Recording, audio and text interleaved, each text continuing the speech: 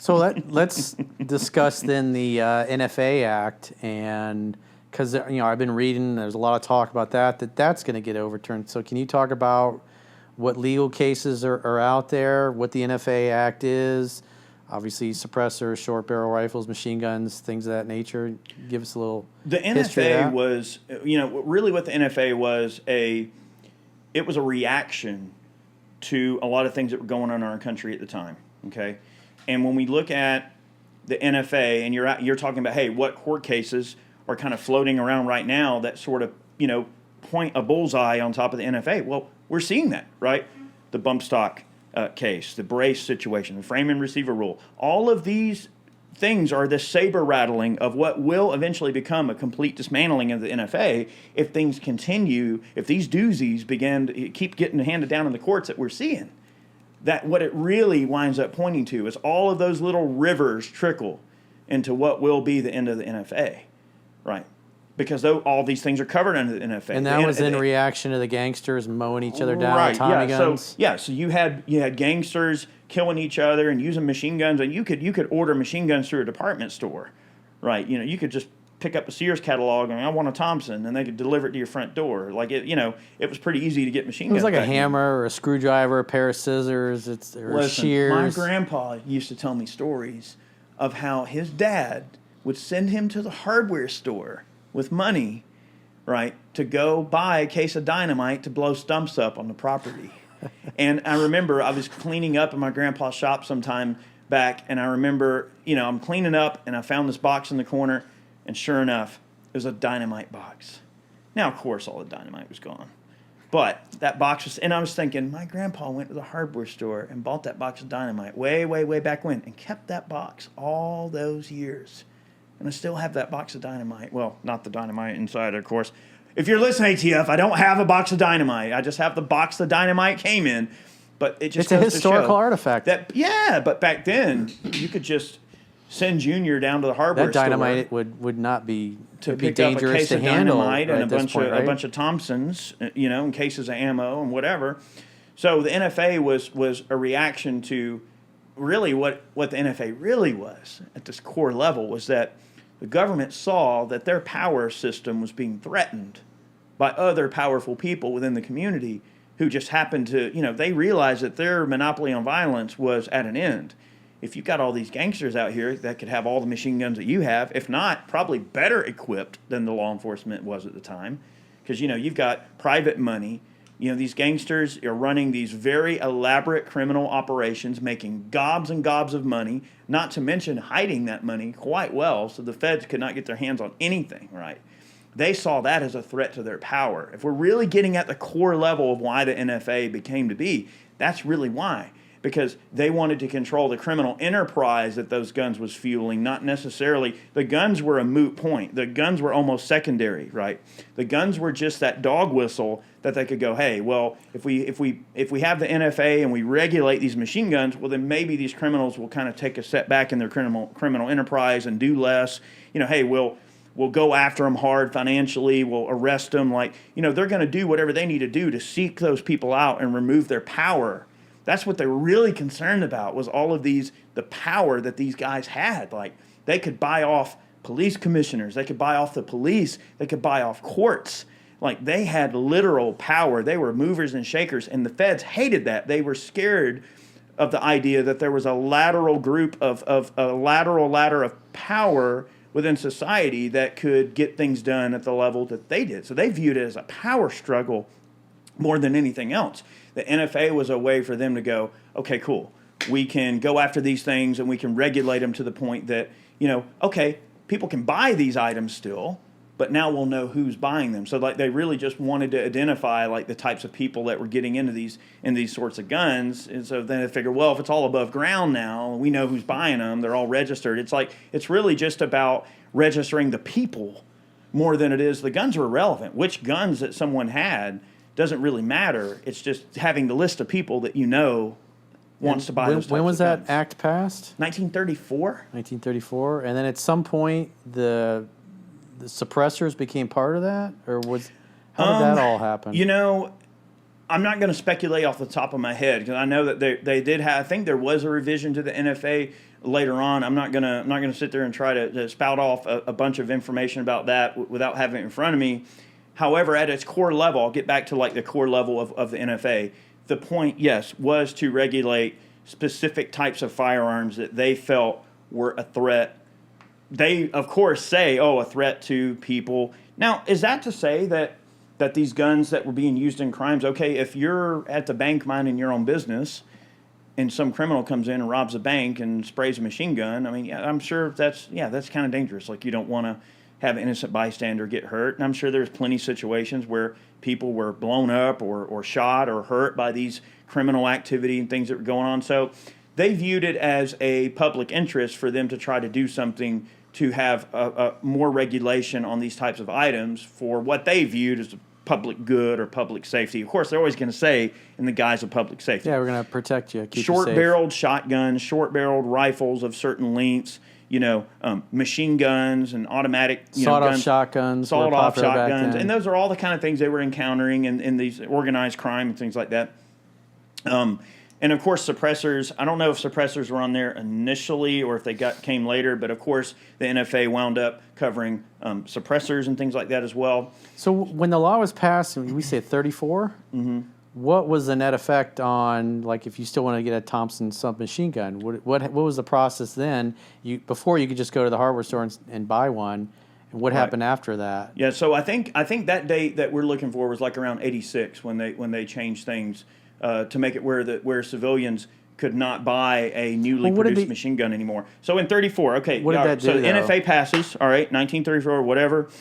All right, you want to buy a Thompson, whatever. You would pay a $200 tax stamp. So they set the tax stamp at $200, which in 1934... That's a lot of money. That's thousands of dollars. In 1934, that was a pile of money. You could buy a Ford Model T, I think was originally like $500. Right. So $200 is half the cost of a car. Of money. Yeah, so like in today's money, that's probably a better part of, $3 or $4 grand or something. Like, it's a lot of money now, $1934 worth is now. I'm not going to try to do the conversion or figure it, but definitely not a small sum of money in 1934.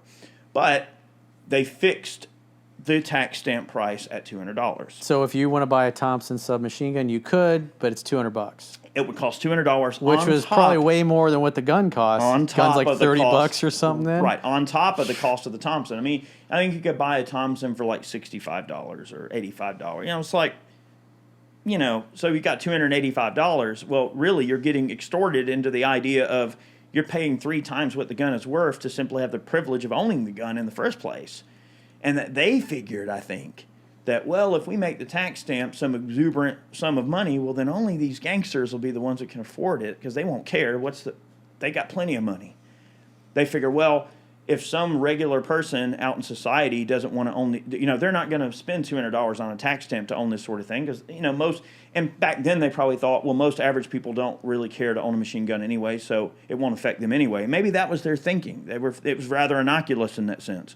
They were trying to throw out a dragnet to bring in these criminals and to try to kind of... So they figure if the tax stamp, then they know who the gangsters are that are buying the guns? Maybe.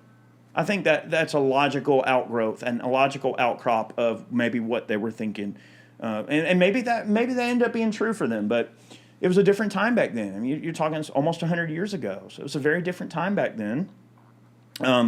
So with that, yes, all right. So the NFA came through in 34. Well, yeah, if you wanted to buy a machine gun, you could still buy whatever gun you wanted to have. You just had to pay the additional $200 tax stamp. Could you still order it through the Sears catalog and just pay the... I'm pretty sure you could, yeah. So you could still... It's just, it made everything more expensive. Yes, and it gave the government a way to find out who was actually purchasing it, whereas before, anybody could walk in and buy it. And then in 86... No background check, nothing. In 86, that's when they made it to where you could no longer purchase newly made machine guns as an individual, as a regular citizen anymore. So that's when they really put a stop to it completely, right? So now, anything that was made before 86 is a transferable machine gun that was on the registry that, between 34 and 86, whatever was on that registry, they're in private hands, they're in collections, people have the tax stamp, they have the gun, whatever, and there's a finite amount of them, right? There's never going to be any more made, right? So if, let's say, for instance, in 86 if they wouldn't have said, okay, no more newly manufactured machine guns for civilians. Like, you can't pay the $200 tax stamp and buy a machine gun anymore and just have it registered. That was not good enough for them. They're like, no, we won't allow any new ones. Only previously registered ones are able to be transferred. So now we have what's called like the transferable pool, or like what we call a transferable machine gun. So anything made before or made from 34 to 86 in that time frame that was registered is transferable. So let's say that, for instance, my grandpa owned a Browning automatic rifle, okay, on the registry, a full auto Browning, and then left it to me, and I paid the tax stamp. And I think they might even have some things in place where, like, you can have the tax stamp moved over to you, like if a loved one passes away, and I don't think you have to pay. I think they just, change the name on it or whatever. I'm not going to get into that. The point is, though, let's say you wound up with Grandpa's old bar or whatever. Well, he might have paid, $100 for that thing back in the day or something and registered it like he was supposed to or whatever. But then now, I mean, that bar is worth thousands and thousands and thousands of dollars because it's on the register. 30 grand at a minimum? You're talking a $30,000, $40,000, $50,000 gun because they're not making any more of them. You can't just, we couldn't have a company just decide to make brand new produced Browning automatic rifles, just like the World War II ones, and then make them newly produced for today's consumer, because the 86 ban prevents that from occurring. So that's why this now becomes a strict supply and demand issue. There are so many. There are only so many. So in '86, it was Congress passed a law that said no more new machine guns. You can only own ones that are pre-1986 that are registered with us already. Right. In '68, they had the Gun Control Act, and in '86, that was like the crime bill that prevented that. There's so many different ones. I hope I didn't get that wrong, but I know it was in '86. So the point is that, like in '86, that's 100 years of infringements. Initially Yes. starts out, we got all these gangsters buying these. We'll charge extra money. Yeah. You're not prevented from owning them, but we're going to know who actually has them, Right. because these gangsters. It's kind of like the way Chicago is now, where you get the gang members just emptying magazines at each other in the street, and not a lot's changed. hitting each other sometimes, but more often than not, hitting some kid that's playing Yeah. with Legos in their bedroom because the bullet goes through the window or the wall or whatever. That's right. So it winds up being a supply and demand issue. So if, let's say I'm just going to use this number. This isn't a real number, but let's say there's 100 Browning automatic rifles on the registry. Then that means that there's only going to be 100 ever. Like, that's it. Whatever's on the registry is there. So in terms of the NFA, that's why NFA items are so expensive. That's why you see M16s that are $50,000. You see, MAC 10, like a MAC 10 machine gun that should only be a $500 gun. Like, literally, it shouldn't cost over $1,000. They're cheap to make. Yeah, they're $10,000, $12,000, $15,000 depending on the condition for a gun that is not even worth $1,000. But it's supply and demand because there's only so many on the registry. It's a finite commodity with an unlimited demand. So that's why that transferable pool is so valuable and continues to be valuable. And here's the thing. There's a subset of gun owners out there that own a lot of transferable machine guns that don't want the laws to change. Because if the laws change and all this is opened back up, well, now their collections aren't going to be worth anything. Yep. If you can newly produce all these guns and people can just simply pay a $200 tax stamp and just on top of the cost of the normal gun.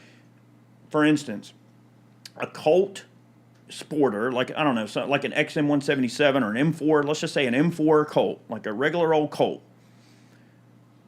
To make that gun full auto and make it a machine gun versus a semi-auto is like $35 worth of extra parts and maybe an extra, 45 minutes worth of machine time to cut the pocket.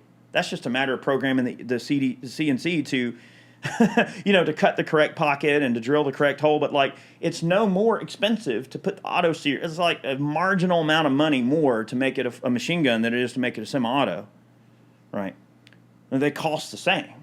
So if the NFA didn't exist, you would be able to go into a gun store and buy a 14-inch barrel Colt M4 with an auto sear in it for $1,000. Machine gun. And that's the way it should be. So Interesting. I believe strongly in the ability of civilians to be able to have whatever firearms the military has. I mean, when we look at the Second Amendment, to keep and bear arms, right? When we look at, when we look at that right, I mean, when we say a well-regulated militia, right? People go, oh, well, it means regulated. It means that we should have laws that regulate these items. That's what they mean. But that's not true. To regulate means to keep in order, to keep in good repair, to keep ready.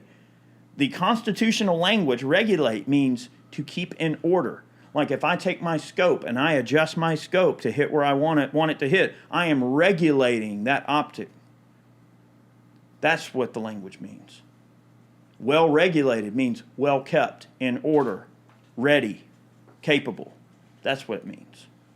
And people have somehow gotten it all spun up to go, oh, they always go back to that, well, a militia means it should only be the military. That's not true. Who are the militia? The militia is every able-bodied person that can carry a damn gun. I think it was Patrick Henry Lee. He said, who are the militia? The militia are, in fact, the people themselves and include all men capable of bearing arms. That's right. The idea was that when because we're a constitutional republic of 50 individual countries, and so obviously I live in Florida, Eric lives in Georgia, and so if Daddy DeSantis decided to call up the militia, all able-bodied males, and what came down in the ruling that Scalia ruled on originally, it's when you get called out for militia duty, you are expected to bring your pistols, your rifles, your cannons, or your puckle gun, which was their version of the machine gun, to your militia duty. You're supposed to be armed, safe, and competent with firearms when you show up. And so, they wanted the whole body of the American people to be armed for that purpose, so they could draw from the population at large that everybody could serve in militia duty. And most people don't know that. The Founding Fathers used the words. And the other thing with the Second Amendment, it says the right of the people to keep and bear arms shall not be infringed. It did not say the right of the government or the right of the military. It said the right of the people. Who are the people? The people are all of us. It means all American citizens. The militia is the people. Yep. It defines, when you look at the language, the constitutional language of the Second Amendment is extremely clear. It's the most clear constitutional language, I would argue, in the entire document. It's very clear in what it means. It's very concise. It's very carefully written for a reason. Now, if we could go in a time machine and go back, we'd probably tell them, hey, y'all need to be a little more clear, maybe. Like, let's really For the stupid make people this in the back. beyond a shadow of a doubt here. Like, no, you want to add this. Like, hey, there's going to be these things called machine guns. You need to probably add that. Like, hey, check this out. Like, could you imagine if George guns back Washington... then, but they chose not to buy them or use them because they were cumbersome, they were extremely heavy, and they really weren't practical. And so it was determined that it was better to spend their money and their limited resources in pistols and rifles, or the muskets, if you will. Yeah, and Washington, what's crazy back then too is that Washington would always tell his men to load buck and ball. So a lot of people don't know this, that a lot of the troops back then would load like not only the musket ball, but also shot, like buckshot as well, and they called it buck and ball. And it would increase their chances of getting a hit on the enemy. So Washington would always tell his troops to load buck and ball, especially ones that were close to him, because think about it, like, it's a close-range weapon. Like, why not have more projectiles? And, that was something that was kind of like a throwback, to some of the things that they had learned fighting Indians and stuff, So they took that knowledge and, put it right back into the Revolutionary War. But it's just interesting to think that tactics will always trump equipment. And they employed good tactics. They were motivated. They were defending their land. And when we look at the spirit of the Second Amendment... It was life or death. It's like, right. If they didn't win, they were all dead. Yes. And their families would be dead as well. That's right. Because the British would come in and burn your farm down and kill your whole family. They didn't care, because to them, you were rebelling against the king, which was the supreme authority, the divine right of kings, if you will. That's right. But, the Second Amendment is a precious, precious right, and it's very important. And, we should all, regardless of what we believe, we should all really defend that right and protect that right, even people we don't agree with. Like, are there people that I wish wouldn't own a gun? I mean, yeah, there's probably, like, really evil people. Yeah, I wish violent criminals wouldn't have guns. Of course I don't want violent criminals to have guns. But at its holistic level, That's not what it says, right? It gives us the ability to protect ourselves against anyone that would hurt us, whether it's our own people, whether it's the government, whether it's each other. It gives everyone equal footing, an equal chance, right? The gun rights don't care if you're black or white, if you're rich or poor. Doesn't care what your place in society is. You could have a rich father. You could have a poor father. You could be anywhere in society. You could be weak. You could be strong. You could be fat. You could be skinny. And it doesn't matter. When you have a firearm, everyone's equal. And that's what the founding fathers wanted the most with the Second Amendment, is for all men to be equal. Yeah, Americans are the equals of their government. The government is just our representatives. They're supposed to represent us, not lord over us. We're not their subjects. We're not meant to We're be not their ruled. Property. Right. They are equals. They're just simply our fucking clerks. And most of them are doing a pretty shitty job. I think most people would agree. I agree. They're doing an incredibly dismal job. And, you know, the Second Amendment is meant to be that check and balance, that if all else fails, that's the one thing we can always lean back on. And that's a very uncomfortable conversation for people to have. They don't want to accept that their life could be uncomfortable. That the entire world that they know it could be turned upside down. I mean, look, many of our founding fathers, Corey, died penniless, right? They lost their families in the war. They lost their friends in the war. They lost all their money, their fortunes. They gave up everything. They lost body parts and limbs and eyes, and they gave up everything, up to including their lives, for what they believed in.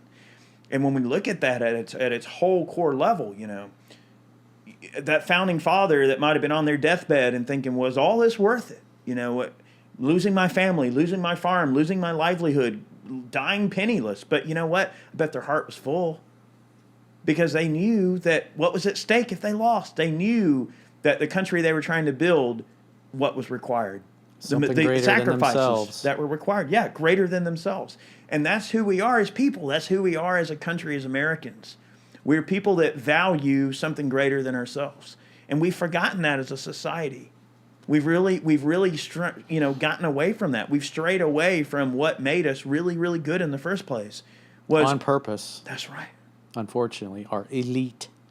That's it. The Bill Gateses of the world, the Larry Finks of the world, that, you know, Bill Gates, Mr. Man Boobs himself, thinks that, you know, the rest of us need to live the way he wants us to live. It's like, I'm not going to trust somebody that looks like that to tell me how to live. Man. Yeah, exactly. You will eat the bugs.